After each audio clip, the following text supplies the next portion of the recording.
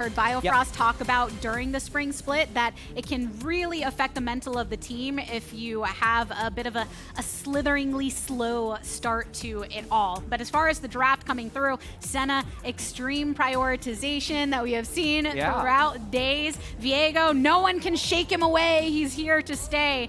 But the Xin Zhao on the opposite side is the response for the potential jungle matchup. Yeah, the real shocker there is the Seraphine lock. This seems to me like it is should be a direct response to Senna. So really just matching Senna with what will, I'm actually not sure about this. It's either Seraphine AD carry or Seraphine support, but it's something that they like. And if they do okay, so it's Seraphine Karma, which would tell me that it is Seraphine bot, like Seraphine bot carry with Karma, which will have enough wave clear to keep Senna, Tahm, Kench in their turret almost permanently. I really want to see how this plays out, because in theory, I really like it. Seraphine was one of those picks, too, that when talking to different teams and players, whether it be doing content between splits or even from the collegiate side and running into coaches in the hallway, and you would hear her name pop up as, oh no, we've been running Seraphine, we'll see how it goes. And when she first came through, that was the thing, seeing that flex in that bot lane. You can run her kind of supportively, but also in that carry position. And now bringing it out for CLG, and they love to carry from that bot side. But Dhokla also loves being played towards as well, so that's just kind of the question going with this team.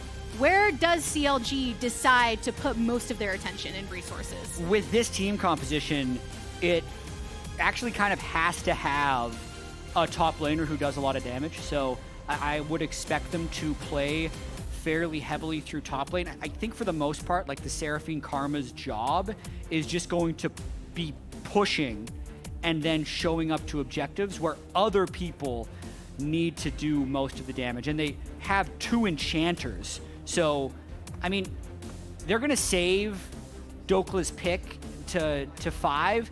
And I think he would love to play. Lucian is banned. He has a guy who's played Vayne top, Graves top. Like, he's going to try, I think he's going to try to play something with a lot of carry potential, but it's got to be a good matchup. So that's why they're waiting until last pick. Especially in early spring in Academy with CLG, Dhokla was definitely playing a lot of those range, a lot of those marksmen that could carry from that top side, which was pretty on trend with some of the top laners within that league in its entirety. Very different look from what you expect from someone like Gamsu when Dignitas historically wants to play towards the strength of that bot lane. They absolutely do. It's going to be very hard for them to play through Neo and Biofrost this game, in my opinion. They're not going to be able to play through mid with Corki either, so this could be a game that at least early will be decided in the top lane. So they blinded Sejuani. Does this open up a Vayne angle for Dhokla? Vayne would be very difficult to play against Senna Corki, but possibly very good against Sejuani. So I want to see what lane dominant pick he goes for, or if he just decides to pick a team fighter. A lot of teams indexing towards that late game. Sejuani making some appearances over on the top side thus far across multiple regions, but it's Yone. Last pick for CLG. Okay, so we actually saw like a rogue Yone ban in the TSM 100 Thieves game. So it's definitely something that has seen a little bit of play in North American scrims. So that is going to be possibly a very strong Yone, because Viego Yone just become different animals when you have Seraphine and Karma to enchant them in team fights. The actual engage will be fairly tricky actually for both teams. So likely we're seeing a fairly objective. All right, heading on into it. And I know that we talked a lot about the top lane matchup because of the new faces that have come through.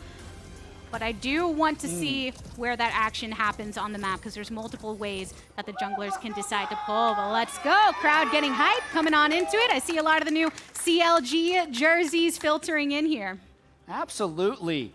The true fans sticking around for Game 5 of the day. CLG versus Dignitas here. You get to see Seraphine. You get to see the Academy MVP of Spring go up against former LCS player Gamsu. Throwing some trash talk back and forth with each other as well. And I'm hoping we see a banger here. That would be a wonderful way to finish off the first day. About that, though, when I'm just looking at the team comps, it's very hard for either team to actually fight. Not to be a Debbie Downer, but Seraphine Karma will be very good at moving into space, but it's also very easy for the other team to move out of that space.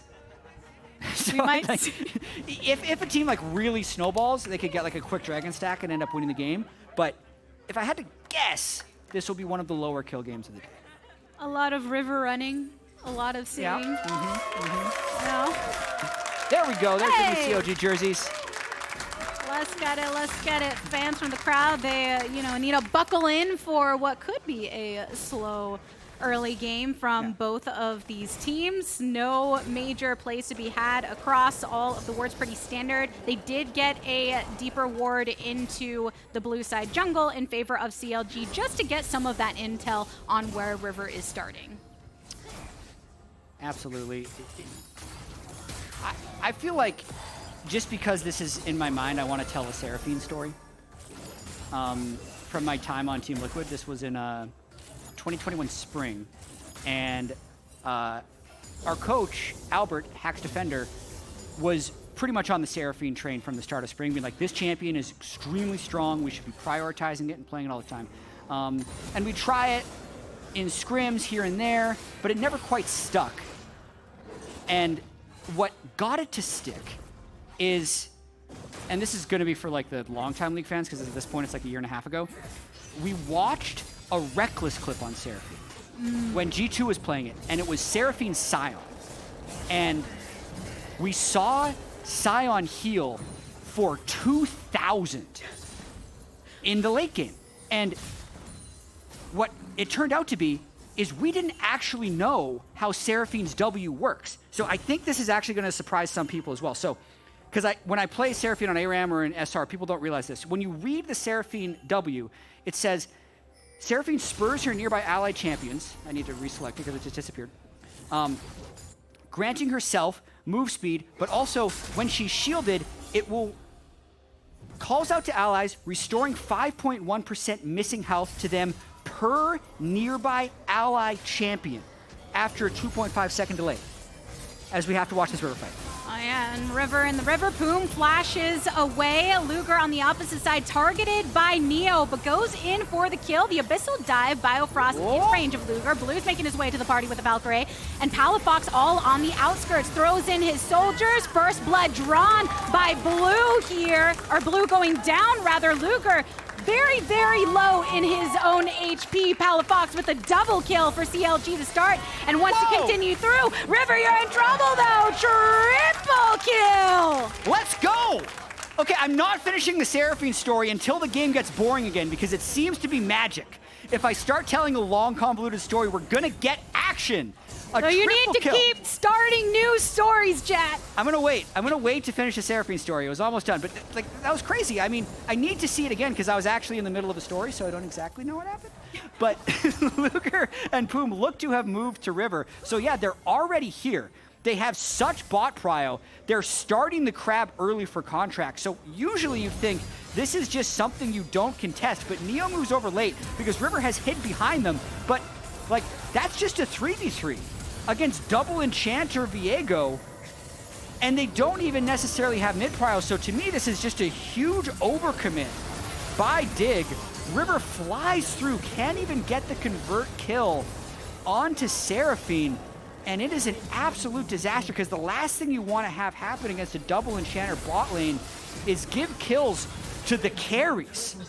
And Palafox starting with that 3-0 Azir is massive for CLG's overall plan.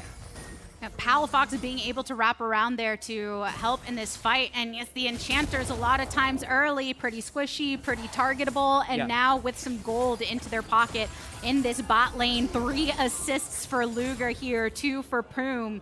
And Dignitas are going to have to make sure that they're somewhat reserved in their movement from here on out.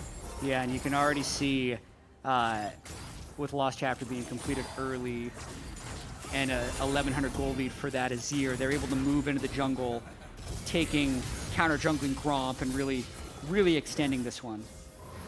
which will make it difficult for River to try and even things out. Very aware that Contractz is making that aggressive push over into his jungle. But here's some of just the poking back and forth on the dragon itself. So River, because of all of that skirmish prior, this is a lot earlier than we saw during the last game or any of the games today, I feel like. Well, interestingly enough, like that push to invade the Steel Gromp is not worth a Mountain Drake. My working theory on how teams want to win now, and other teams will have different theories for this, is bot prio into Drake stacking. Especially when you have team comps like this, who don't have a high amount of engage, you need to be able to move towards that Mountain Soul. But there's a chance CLG is just so comfortable with their scaling that they'll just take, or try and take the rest of the Drakes. But I think if they use that mid prio to move towards Dragon, they take it. If I had to guess, they just didn't expect River to go for it, and they got caught off guard here. So overall, I think a really nice play by River. But now still able to grasp that intel, that gold lead hitting 2K for CLG because of the previous skirmishes, whereas Dignitas have that chance to focus on the objective control, returning their laners back to lane. River goes back to farming. And once to even things out, because he's just a few CS behind Contractz, a lot of that gold just comes from the earlier skirmishes. Okay, I'm going to finish my Seraphine. Yeah. I think there's a window. I think. It's Dhokla. Maybe. Yeah. Yeah, you got it. You got it. Okay, so I'll be faster this time because I was overly verbose before. Essentially, that 5% heal will become a 10% heal if there's 2 people there, a 15% heal if there's 3 people, 20% and 25%. And as you scale with AP, like you can get it up to like a 40 or 50% heal, of missing health, which is why it healed Sion for like 2,000 health. So what you'll see later in the game is Seraphine heavily incentivizes you all to just stand together with the empowered W. And even though I think carry Seraphine will probably end up going Liandry's instead of a Moonstone, when you were doing like Moonstone Seraphine mid back in 2021, you would literally just groove. And the W would pop everyone to half health, and then the Moonstone would top you off. So it was just this absurd thing. But like, we actually didn't realize until we saw that clip that it multiplied the heal for the people that was near it. And I still don't see enough people grouping for Seraphine W because they don't realize not only will it heal you, it's going to actually like double the healing for everyone if you're there. I feel like my ARAM squad always makes sure to pick her up because of that really fact. Close. Yeah, because you just have the single lane, everyone's standing together anyway, always get the heals off. A bit more difficult to execute on Summoner's Rift, and especially if you're worried about getting targeted by some sort of engage. But to your point earlier, Jatt, both of these teams somewhat lacking in that regard. Yeah. And last thing for now. Seraphine W is so broken when you're grouped up, and so crap when you're alone. That's the actual sum. It's like 1/5 of the ability when you're alone. So if you're alone, empower your Q, empower your E. If you're group, I would say like, if it's up, always find a way to empower that W. Do not use it unless you've stacked up your empowered spell on Seraphine. That's it for now. Standing alone, it's a drought. With everybody else, it's a waterfall. You got for you. There we go. That's what CLG, I'm sure, will keep in mind when they do get to the point where it's time for them to group up in this fight. I'm going to be calling it out. We're not going to have kills to talk about, so I'm going to be talking about Seraphine's abilities. Who cares about all their other ones, though? It's all about the surround sound, just the W, even as the carry. Sure. But that is one thing about when you bring her into that carry position, because you have that additional utility on top of the lockdown, but really the Encore is just what you're looking at for CLG when wanting to exert some kind of control over Dignitas. As far as what we're seeing right now, though, it's pretty much just some chillaxing. Still got a minute and 20 until the next dragon. Everybody to their standard lanes over in that top side. Sejuani for Gamsu just hanging out. You've got Dhokla pushing in, so really been left to their lonesome. No use for the teleports across yet. Contractz getting a little dicey, though, into River. Yeah, right. I don't think he wins this, though. Blue's on the rotation, too, and so is Palafox. The sling through from Neo for the ultimate, wanting to finish off. Lands the W onto Poome, who has to flash over the wall. The first interactions that we've got for some time, but really just pushing CLG out of their jungle. Yeah, I really hate that play by Contractz. He doesn't win the 1v1 against Xin, and then Senna also just makes it even more dangerous. So Costs himself his ultimate. It kind of cost Poome his flash and a little bit of lane prio as well, because Poome was moving over to help and got tagged by a Senna W. So this actually has a chance of setting Dig up for maybe a Dragon contest. I need to check on the package timing to see if it's something they can go for. And yeah, they have the package too, so they can control second Dragon. It would buy them a lot of time. And that Rift Herald, though, that was previously grabbed here by CLG side. They can drop over here mid, maybe try to create some pressure on their own to prevent Dignitas from moving towards that Dragon. It gets the slam for a few of these plates. They make their rotation first over through the river. A few controls in favor of CLG, but they can't lock into it just yet. Right now, Neo's gonna get the back so he can come back with as much power as possible. Already working into the Grievous Wounds as well to answer the Senna and the squad that CLG has brought on through. Yeah, so very important to get heal cut against these teams, especially if they group up for Seraphine W. You want to be able to cut that down. Grievous Wounds also reduced in the durability update, but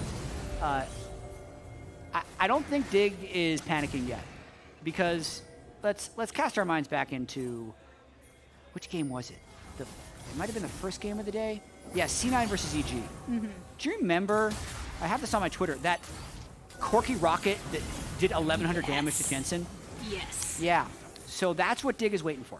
They're waiting for that Corki rocket to completely to take 50% health off of the squishies, because that Seraphine W has a longer cooldown than the Corki are, and it's going to be on CLG to accelerate the game past that. So weirdly enough, that first Mountain Drake actually buys Dignitas 5 minutes, because they can just continue to farm on blue.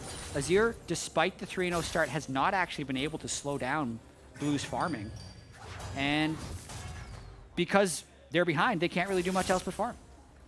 In that tone with that first game of the day between Evil Geniuses and C9, and just what we've seen across multiple regions is sometimes you just have that where it comes down to a pick here, a pick there, maybe an advantage towards one of the objectives, and then that big team fight later nullifies it all. While that was a strong advantage right at the stop, as we get some answers here, Gamsu backing off, though, because Contractz is in the area, sends himself into the alcove, taking the long way around to get the thumb up, but has some kind of a distance maker, but only for so long. River has his rotation, but can't get here in time. They are fairly low. Ushers a flash away from Contractz. No flash on either of the top laners, but the present guard here coming in from River should be able to finish it off on to Big Dokes, turned down small. Contractz goes back for it, has Palafox here. They continue through, even using the ultimate just to make sure it goes through. Palafox with the kill credits. I want to see how this plays out. So even though they get 2 for 1, Palafox moved a long way up. Oh, okay, plates are down, but Corki's getting free time on that mid lane turret. I think it's a positive play for CLG. Yeah, pushing up onto it. Palafox still going to spend some more time over on that top side. Can't make it back to mid for the defense, so he can get the first turret down of the game in favor of CLG. All the while, Blue able to get some damage down, but you do have that teleport available from Dhokla, so he can respond. Overall, it looked like there's a bit of a mix-up at the very start of this as Dhokla used his R backwards, but maybe that was because Gamsu might have had fatal damage on him, would have to watch it again.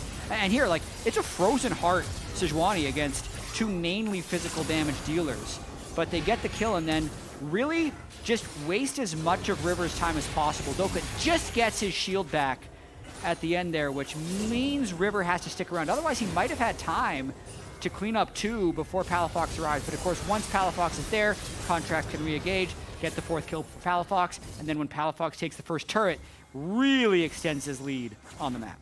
Sandwiched in, and now with the action going down top, Rift Herald is up and right for the taking. CLG are first to it, but Dignitas does want to contest, start to throw down some of their controls. Gamsu's in the area, the entirety of the bot lane's coming up as well.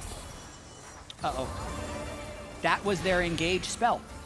That is all of their engage. They have to leave now. CLG can just move into the space. And they have the Seraphine R up in about 10 seconds.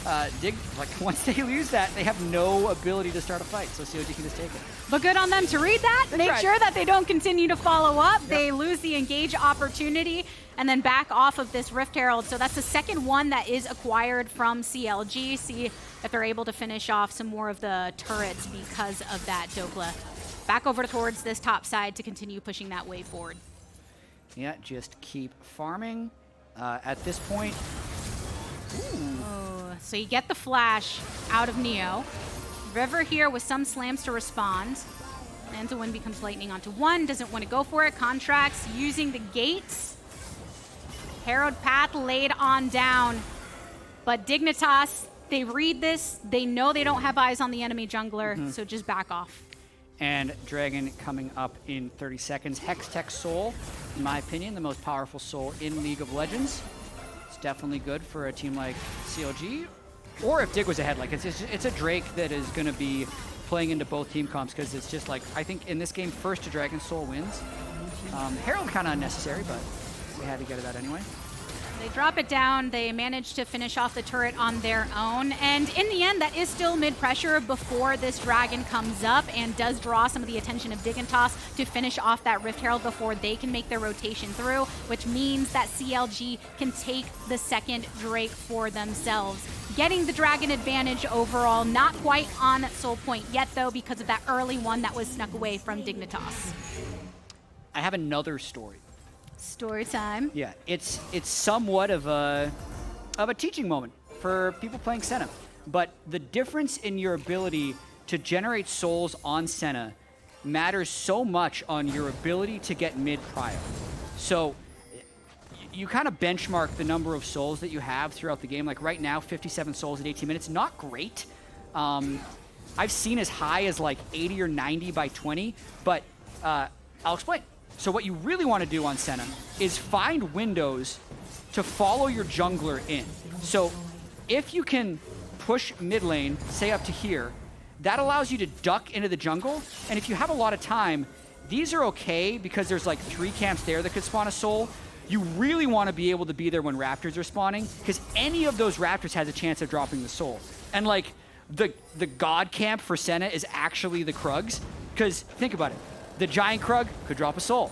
The 2 medium Krugs also drop soul. All those baby Krugs, they can also drop a soul. So sometimes you can get like 6 or 7 souls from Kruggies. If you're able to have the window to follow your jungler, it's a pressure, like you lose a lot of time, which is why it's so important to push the mid lane before you do that. But if you are, you know, an organized team with Senna and you can find windows to follow your jungler around, holy moly, does it make a difference.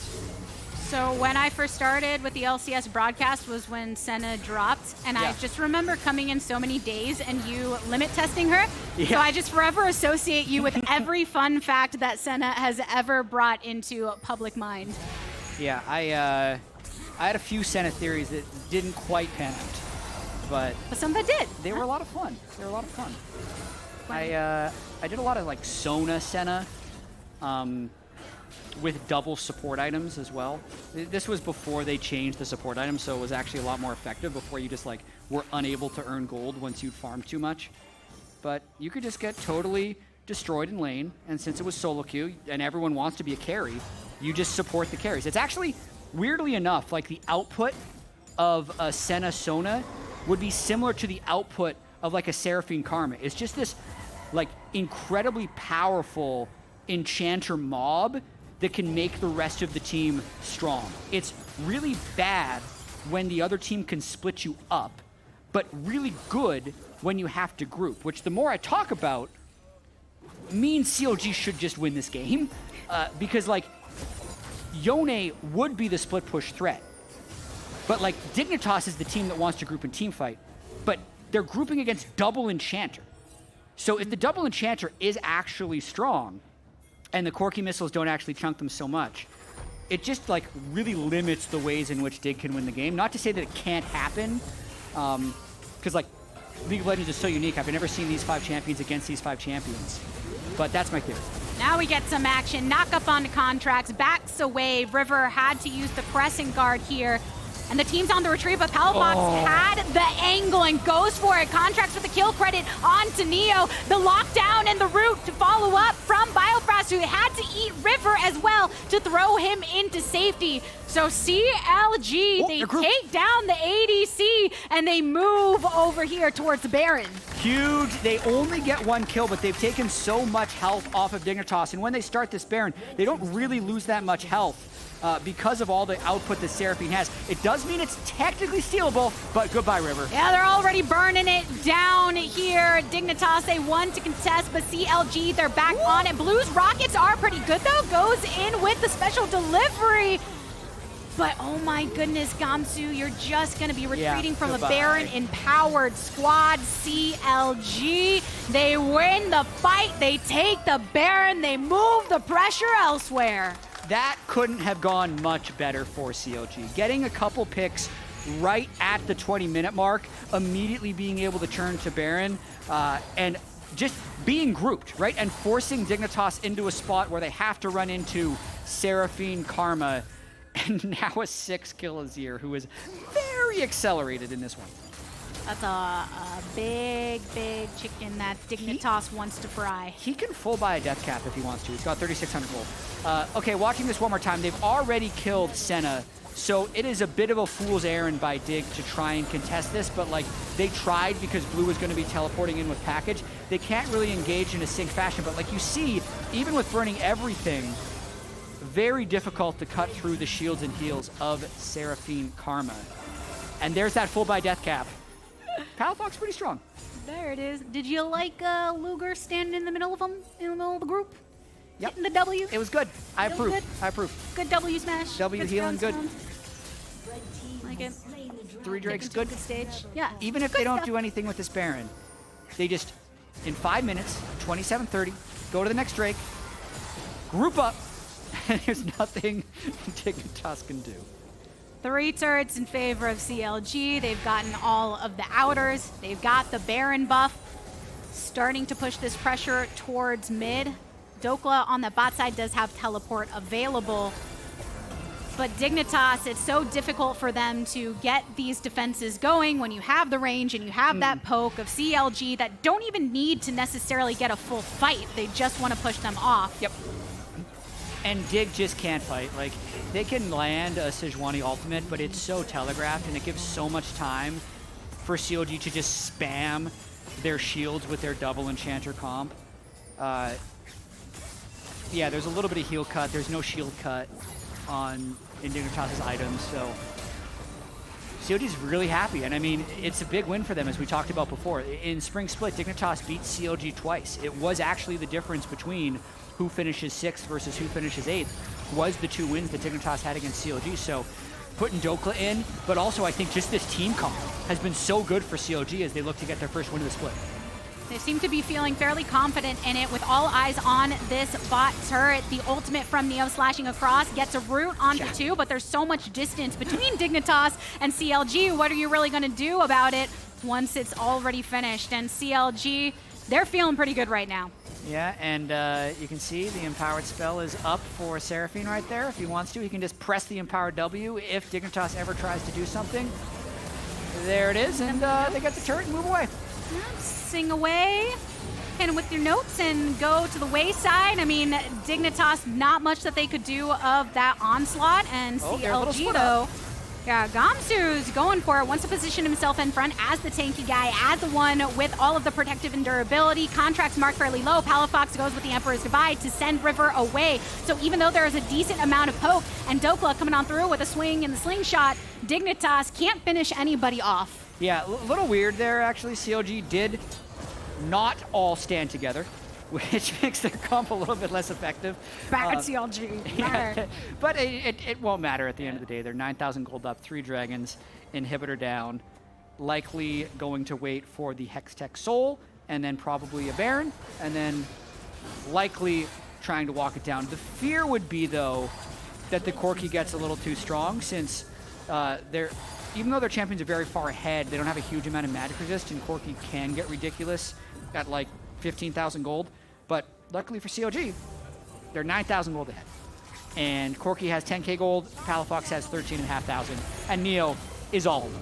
As soon as he walks up to the wall, you know he's going to flash on over Contractz for a moment, thinking he wants to follow up, but you do have Blue there ready to collapse if he overextended. Still, that's a summoner brought out from your Senna and Neo, and this portion of the game comes down to, even if CLG aren't winning these big aces, they just want to keep pushing them through. Dhokla is going for it again, gets knocked up onto a couple. Pretty chunked down. Will they group up? Will they group up for the heals? Here we go. No. Yep. No, almost. I mean, they can just Karma Shield him, and then he doesn't need to have some power W for the heal. But Gamsu coming through from the river. Poome's going to get the lockdown with the tether, and he and Palafox have him isolated. Neo wants to go for some additional assistance to try and get some healing off of his own Q. But it's enough to buy time for Gamsu to retreat to the rest of the team. But all CLG's doing, they're just waiting for these waves over on that top side. You can see the pings coming and saying, okay, we push him back a little bit. We got another wave coming. We're just going to continue to exert that pressure. And even that Dhokla engage in the bottom lane, like, I think I was just kind of him being bored. They really don't need to do anything until the next Hextech Drake spawns, but they do eventually get that turret, which is a huge amount of gold. Dhokla just poking, staying at full health, and in 40 seconds, we're going to see if Dignitas has any way of moving in to contest this Drake. The clock winding down for that Drake, 10.4k FPX gold advantage for CLG. Teleport from Palafox so he can be here for the objective. And all of Dignitas' movement is to the alternative side. They're pinging over on this Baron side and seeing if they can draw some attention or set up for a fight. Dhokla goes on forward, gets some slashes onto Biofrost, a tongue lash response, but again, Dignitas can't really afford to position themselves too aggressively against them. Yeah, absolutely. The Corki will try and AoE them if they stand too close together, but the Seraphine Karma also does great AoE shield, so I think it counters it. They're just going to start this dragon, and River's going to have to brute force his way in. And even CLG, they don't want to overforce here because they already had Contractz and Dhokla on to the Drake. Soul now acquired for CLG. That's going to give them even more power within these team fights that they have been waiting to do. So Blue has to retreat, all the rest of Dignitas. So they can't get into the Dragon side to contest, and now they can't get control over onto the Baron side with that Hextech Soul. Yep, I think they can do exactly what they just did at the Hextech Soul at the Baron. They just stand in a space, and if Dig tries to move in, they poke him and slowly move away. The only worry would be Baron gets them too low, and we're going to see it right here. See if they go for it. Dhokla into the back line, slings on back. River is the target of so much of the damage, and as the jungler being one of the most important around this Baron, can't get into it. So Dignitas, they all retreat, send their laners away, and CLG stick to the Baron for a second take. That's the sustain as well. They took a mini fight where both teams have low engage, they push them off, and they got Baron. And I think it's safe to say that CLG's probably going to win this game. Mayhaps. They're in control. They got Hextech Soul, they got Baron. And I'm still deciding if this is like mega draft gap, or is it just two very, very similarly themed team compositions where one of them got ahead. Because there was a triple kill for Palafox at 4 minutes, which really changes the dynamic of who is ahead when they come to objective fights, because neither of these teams can fight very well, right? CLG wants to group because of their enchanters, but Dig does have a lot of AoE with the Corki. I'm still leaning towards like, holy crap, draft gap, but there was that 3-0 to keep in mind for Palafox early in the game. Now, what happens if you have another way to get into the fight, especially if your enemy team is lacking? And that's something that you can look for in terms of an opening. But all the while, that's why all of these, I want to say fights, but they're kind of fights, are going this way. Yeah, they can't really be fights. They're not really, what would you call that? It's not even really a skirmish, it's just a little... Oh, yeah. Poke. We need a new name. Is that what this meta is bringing us? A new name for the type of engages? River and the team make their last stand, though. Dhokla again sends his way back, a route onto Gamsu, and after the tether from the Karma, he does go down. Biofrost also marked below. You get the charm from the Seraphine ultimate. Biofrost getting the Devour here onto Neo, who tries to go back into Fountain, but he can't make it, even with the zip, but the Fountain laser, it's not enough. CLG finally getting a team fight in the end with the ace to have the first #1 spot in the first game here in summer. And that is the best Bud Light ace CLG has had in over a year. So congratulations to CLG for picking this one up. I think from start to finish, 3 kills on Palafox, a really clever Seraphine counter into the Senna, made it look very hopeless for Dignitas for those whole 30 minutes, and they get that win, something that eluded them in spring, beating Dignitas, they do in the opening game of summer. CLG, this roster coming into the year, you were looking at them to level up.